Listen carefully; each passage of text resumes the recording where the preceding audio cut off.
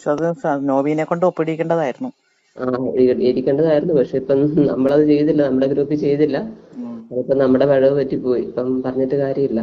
അത് ശരിയല്ലേ, നമ്മുടെ ഗ്രൂപ്പിൽ നിന്ന് പൈസ എടുത്ത് അടച്ചടച്ച് ഗ്രൂപ്പിൽ ലോൺ കൊടുക്കാനില്ലല്ലോ. എല്ലാം ശരിയായി. അവനവന്റെ ഒരു ഇത് വരുമ്പോഴല്ലേ അവനത് മനസ്സിലാവുള്ളൂ. നമുക്ക് വന്നു കഴിയുമ്പോ നമ്മളത് എന്ത് ചെയ്യണം നമുക്ക് ഇത് ചെയ്തല്ലോ.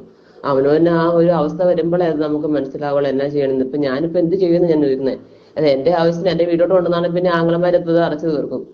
അവന്മാരത് അടച്ചു തീർത്തിട്ട് ഇത് ചെയ്യും. ഇതിപ്പോ എന്റെ ആവശ്യത്തിന് അവിടുന്ന് ഞാൻ കൊണ്ടുവന്ന സാധനമല്ല, അവരുടെ ആവശ്യത്തിന് വേണ്ടി ഞാൻ അവിടെ എടുത്തതല്ലേ. നമസ്കാരം. ഏറ്റുമാനൂരിൽ ഷൈനിയും കുഞ്ഞുങ്ങളും ട്രെയിനിന് മുന്നിൽ ചാടി മരിച്ചതു മുതൽ ഇങ്ങോട്ട് വിവാദമാണ്.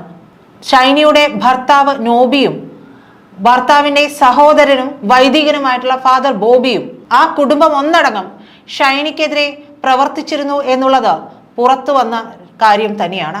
സഹോദരന്റെ ഭർത്താവ് ഷൈനിയോട് ലൈംഗികപരമായിട്ടുള്ള കാര്യങ്ങളിലും ഇടപെട്ടു.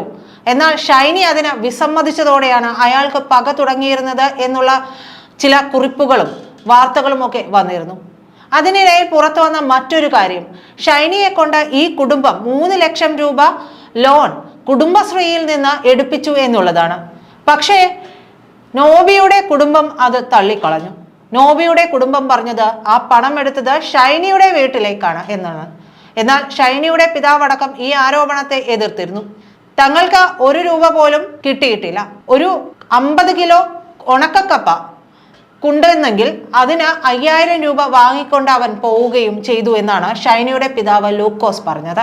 വ്യക്തമായി കഴിഞ്ഞിരുന്നു ഷൈനി ഈ പണം എടുത്തത് ഇവർക്ക് വേണ്ടി തന്നെയാണ് എന്നുള്ളത്. കുട്ടികളുടെ ചെലവിന് വേണ്ടിയായിരിക്കാം. പക്ഷെ എന്തിനു വേണ്ടി ഷൈനിയെ കൊണ്ട് ഇത് എടുപ്പിച്ചു എന്നുള്ളത് സംശയാസ്പദമാണ്. കാരണം നോബിക്ക് നല്ല ശമ്പളമുള്ള വ്യക്തിയാണ്.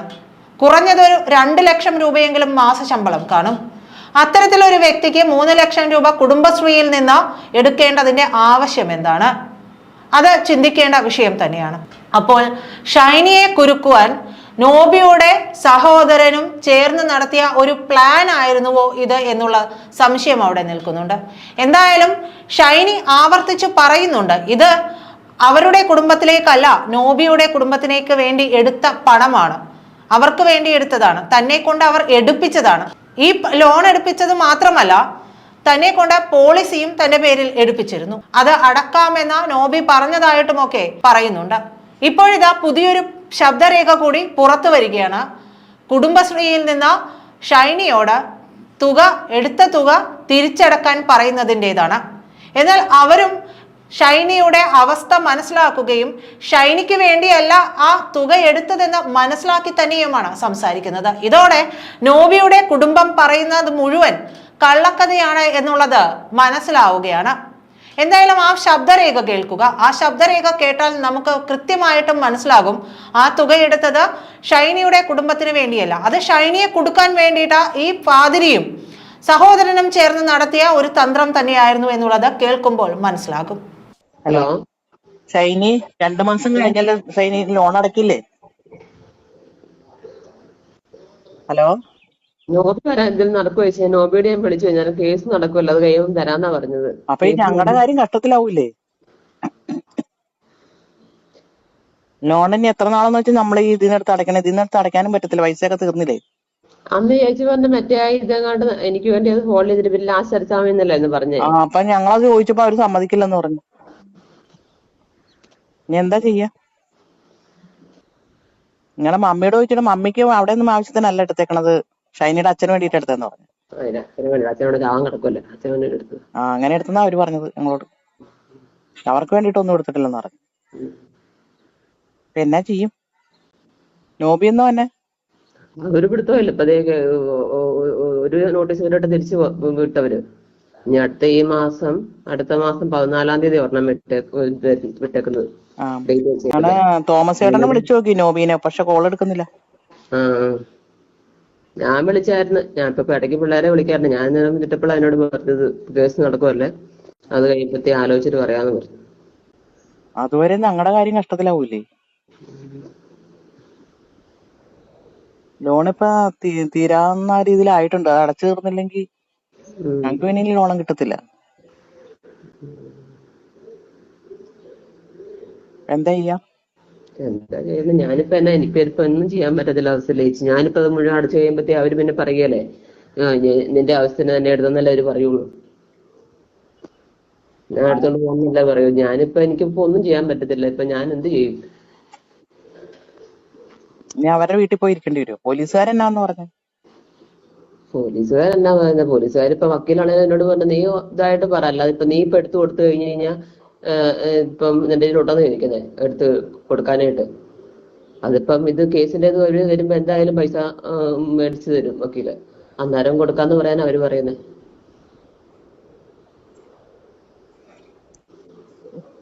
എന്ത് ചെയ്യുമെന്ന് ഉറക്കേ. ഉം. എല്ലാവരും വഴക്കുണ്ടാക്കിയ കുടുംബശ്രീ കിടന്നുണ്ട്, പെണ്ണുങ്ങളെല്ലാം ഉം. എടുക്കാൻ പറ്റത്തില്ല, പൈസ അടയ്ക്കാൻ പറ്റത്തില്ലെന്ന് പറഞ്ഞുകൊണ്ട്. എന്ത് ചെയ്യും നീ? അത് ശരിയല്ലേ? നമ്മുടെ ഗ്രൂപ്പിൽ നിന്ന് പൈസ എടുത്ത് അടച്ചടച്ച് ഗ്രൂപ്പിൽ ലോൺ കൊടുക്കാനില്ലല്ലോ. എല്ലാം ശരിയായി. അവനവന്റെ ഒരു ഇത് വരുമ്പോഴല്ലേ അവനത് മനസ്സിലാവുള്ളൂ. നമുക്ക് വന്നു കഴിയുമ്പോ നമ്മൾ എന്ത് ചെയ്യണം നമുക്ക് ഇത് ചെയ്തല്ലോ. അവനവന് ആ ഒരു അവസ്ഥ വരുമ്പോഴേ അത് നമുക്ക് മനസ്സിലാവുള്ളൂ എന്നാ ചെയ്യണമെന്ന്. ഇപ്പൊ ഞാനിപ്പോ എന്ത് ചെയ്യുമെന്ന് ഞാൻ ചോദിക്കുന്നത്. അത് എന്റെ ആവശ്യത്തിന് എന്റെ വീടോട്ട് കൊണ്ടുവന്നാണ് പിന്നെ ആങ്ങളമാരെത്തത് അടച്ചു തീർക്കും. അവന്മാരത് അടച്ചു തീർത്തിട്ട് ഇത് ചെയ്യും. ഇതിപ്പോ എന്റെ ആവശ്യത്തിന് അവിടുന്ന് ഞാൻ കൊണ്ടുവന്ന സാധനമല്ല, അവരുടെ ആവശ്യത്തിന് വേണ്ടി ഞാൻ അവിടെ എടുത്തതല്ലേ. പക്ഷെ അത് നോബീനെ കൊണ്ട് ഒപ്പിടിക്കേണ്ടതായിരുന്നു. ആ ഇരിക്കേണ്ടതായിരുന്നു. പക്ഷെ ഇപ്പം നമ്മളത് ചെയ്തില്ല, നമ്മുടെ ഗ്രൂപ്പിൽ ചെയ്തില്ല. ഉം. അതിപ്പോ നമ്മുടെ പിഴവ് പറ്റിപ്പോയി. ഇപ്പം പറഞ്ഞിട്ട് കാര്യമില്ല. നോബിന്ന് വന്നു കിട്ടിയിരുന്നെങ്കിൽ ഞാൻ പോയനായിരുന്നു. വന്നു കിട്ടിയിരുന്ന വരിയല്ല അങ്ങോട്ട് അവിടെ നിൽക്കുമല്ലേ, വരിയല്ല. ഇപ്പൊ ഇന്നാളാണേലും ഒരു മാസം അവധിക്ക് നാത്തൂന്റെ അടുത്ത് പോയി നിൽക്കുമല്ലേ ഒരു മാസം. എന്നിട്ട് പിന്നെ പുള്ളി തിരിച്ച് ജോലിക്ക് കയറുമല്ലേ. ആ അങ്ങനെയല്ലേ പുള്ളി ചെയ്തത്. പുള്ളിയും വരുന്നുമില്ല. പുള്ളി ഞാൻ കയറ്റി വിടുകയും ചെയ്തു. പുള്ളി ഇപ്പൊ വരുന്നുമില്ലല്ലോ. ആ നമ്മളെ ഇതാക്കാൻ വേണ്ടി നിൽക്കുമല്ലേ. അതിപ്പം അതിനാ കേസ് കൊടുത്തിരുന്നത്. കേസ് കൊടുത്തിപ്പം പോലീസുകാരെ വെളുപ്പിക്കും. അല്ലാതെ ഇപ്പൊ ഒന്നും ചെയ്യാൻ, പുള്ളി വരാതെ നമുക്കിപ്പോ ഒന്നും ചെയ്യാനും പറ്റത്തില്ല. ആ. അടുത്ത മാസം അടുത്തത് വെച്ചേക്കുന്നേ. ആണോ? അതിപ്പോ പുതിയ കേസ് ആകുമ്പോ വെച്ച് നീട്ടിയേ വെക്കുള്ളെന്ന് പറഞ്ഞു. ആ ആ ആ അതുകൊണ്ടാ ഇപ്പൊ ഇത് നടക്കുന്നത്. അല്ലാതെ നമുക്കിപ്പം പോലീസുകാർ ഇടപെട്ടെന്ന് പറഞ്ഞാൽ നമുക്ക് പൈസ കിട്ടിയല്ലോ. നമ്മളിപ്പം കോടതി വഴി പോയാൽ നമുക്ക് അതിന്റെ എന്തേലും കിട്ടുള്ളൂ. ആ. കോടതിയിലേക്ക് കൊടുത്താ? അത് കൊടുത്തു. അല്ലാതെ നമുക്ക് കിട്ടുമോ? അപ്പൊ ഡൈവോഴ്സ് ചെയ്യാൻ വേണ്ടി തീരുമാനിച്ചാ? ഇപ്പൊ തൽക്കാലത്തേക്ക് പെട്ടെന്നൊന്നും കിട്ടുമെന്നില്ലല്ലോ. ആ ഡൈവോഴ്സ് ആയി ആ കിട്ടുമെന്നില്ലല്ലോ. ആ ഇപ്പൊ ഒരു SBIയുടെ ഒരെണ്ണം തുടങ്ങിയിട്ടുണ്ട്, ലൈഫ് ഇൻഷുറൻസ്. അതാണേലും പുള്ളിയുടെ പേരിൽ, എന്റെ പേരിൽ തുടങ്ങിയിരിക്കുന്നത്. പുള്ളി ഇപ്പൊ അടയ്ക്കുന്നില്ല. ആ. പുള്ളി മാറ്റി കൊടുക്കുവാണെങ്കിൽ പുള്ളി അടയ്ക്കാന്ന് പറഞ്ഞു. ആണോ? അതങ്ങനെ ഇട്ടേക്കുക. ശ്ശോ. എന്താന്ന് വെച്ചാൽ ഞാനിപ്പോ അത് തോമസ് ചേട്ടനോടൊന്ന് വിളിച്ചു ചോദിക്കട്ടെ എന്നാ ചെയ്യുന്നുള്ളത്. തോമസ് ചേട്ടനൊന്ന് വിളിച്ചു പറ.